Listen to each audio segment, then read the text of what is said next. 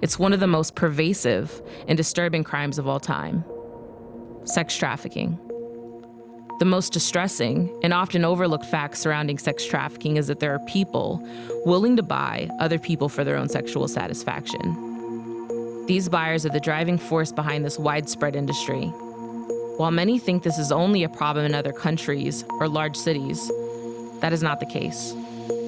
These atrocities are occurring every day in our own backyards. That is absolutely hard to believe, but it's happening right here in our own backyard, as they said. And that is just a snippet of a riveting documentary about sex trafficking that is, yes, happening in our own backyards, in our own neighborhoods here in central Iowa. And we have two incredible ladies joining us this morning to talk more about this documentary you are able to see tomorrow at the Civic Center. As you can see there, it's called Gridshock. And I think we're all a little shocked about when we find out that this is happening in our neighborhoods. We have Vanessa McNeil. You are the filmmaker behind the inspiration, the storyteller, and award-winning filmmaker. We appreciate you joining us this morning. Thanks for having me. But also proceeds from tomorrow's preview, I should say, premiere is going to Dorothy's House. So we are very excited to have Kelly Markey joining us, founder of Dorothy's House as well, sitting with us this morning. But first, Vanessa, let's talk about this documentary and why everybody needs to see this tomorrow night. Yes, so Gridshock is a documentary that investigates the sex trafficking industry, particularly the sex trafficking demand here in Iowa. And so, that's again, say that again, in Iowa. In Iowa, yes. And we wanted to focus on the demand, so the buyers or the Johns, because we wouldn't have supply without the demand for it. So there's demand right here in Iowa, just like it's around the world for exploited people. So I wanted to shine a light on them through this documentary. And it's pretty scary. I mean, just the trailer alone, you're talking to people who've been through this, survivors. You even talked to a buyer that you're able to show in the trailer. How are you able to find these people to make this documentary? So we were able to speak with, survivors, local and federal law enforcement, and the man at the end of the film, not a buyer, but he is a recovering sex addict. Okay. And he has a lot of information about buyers. And it's truly shocking. But through networking and through researching, I was able to find the people that we could interview for this film. Where are they finding, where are these people finding the time and the ability to do this here in Iowa? Is it right in front of us? Oh, yeah. It is. I mean, obviously it's an underground issue, but there's a study that says that the average buyer profile is a 30 to 50-year-old married white male, typically with jobs, typically with a college degree. But anyone can be a buyer so long as they have disposable income. So it could really be anyone. Right. People we walk past at the grocery store, people that are our neighbors. Anyone can be a buyer if they want to make the choice to exploit someone else. That's hard to believe. Now, what's your passion about putting this together? I know you're a survivor, not of sex trafficking, but of some abuse in your life. What was your passion of wanting to make sure this story was told? So I'm a survivor. As you mentioned, I experienced childhood sexual abuse, and when I was 15, I was sexually assaulted in a college prep program. So I've really dedicated my life to this work, and I won't stop talking about sexual violence until it's eradicated. And sex trafficking is just so pervasive, and I was so shocked, of course, by the crime itself, but that people didn't really seem to know that it was happening here. Right. So I really wanted to do something about it. Absolutely. We think Iowa nice, and we think this can't possibly be happening here, but you're going to prove us wrong with this documentary, which is having its premiere tomorrow night at the Civic Center. Now, you're also doing something pretty incredible because you are benefiting and giving proceeds from this to Dorothy's House, and that's why, Kelly, you're here this morning. Remind us about the great work of Dorothy's House and what it means to have this documentary supporting this organization. So Dorothy's House is focused on survivor services, and we provide a safe place for what we call the practice of life for those who have come out of this industry, sex trafficking and exploitation. Right, and what ages are we talking? Our sweet spot is a 17 to 27. We'd certainly like to start working with younger girls, but there's a lot of complexity around that with the systems of care that exist today. And we've certainly had women older than that too, but that's the range that we see most. And what type of assistance do you give them?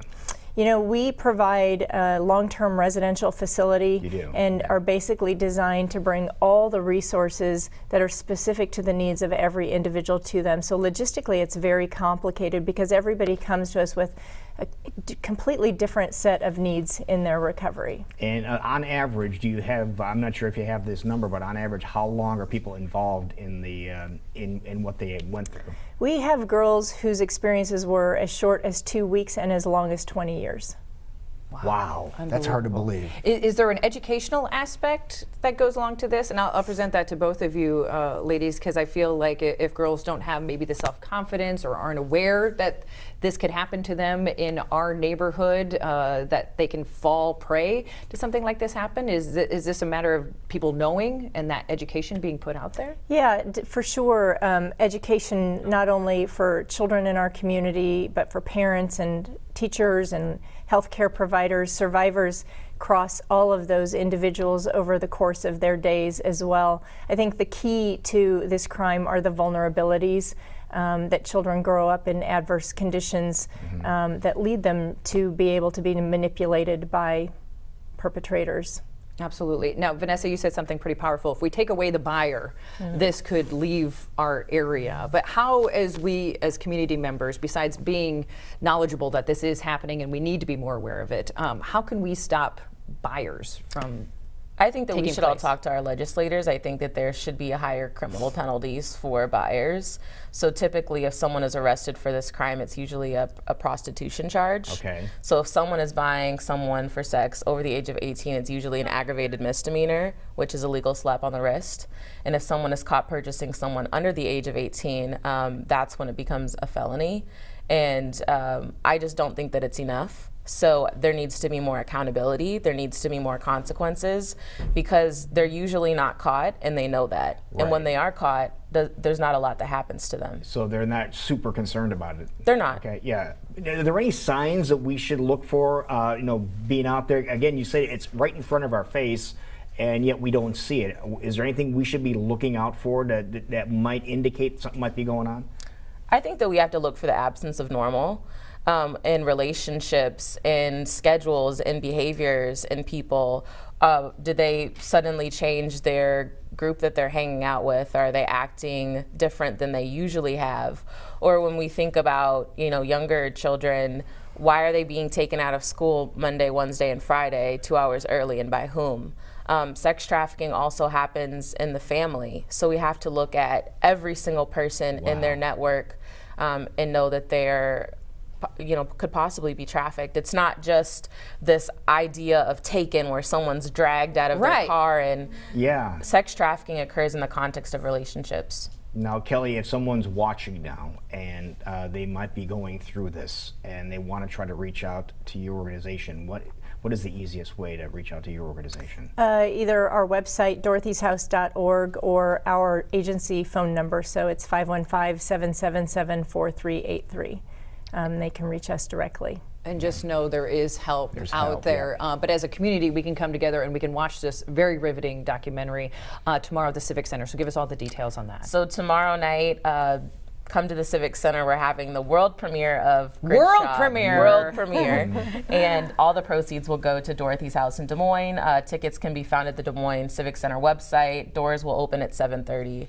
Not only will you get to watch a great film, but you'll be supporting Dorothy's House, which is what we all need to do. Yeah, a win-win situation. Because it's at the Civic Center, go to the usual location, dmpa.org, to get your tickets.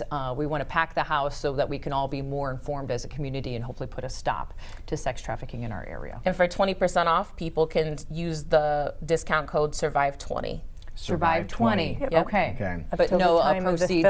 Yes, there you go. But know that proceeds are benefiting Dorothy's house. So pay full price. Pay full price is what we're trying to say. Don't worry about the extra. No, what you're doing is incredible. Thank you. It's very powerful, and we wish you the very best of luck in getting your message out there and putting an end to this. This does not need to exist. It doesn't. No. Just watch the trailer. We'll have it up on our social media site and give you the link as well. It will blow your mind. Thank you, ladies, for joining us this morning. You're both incredible.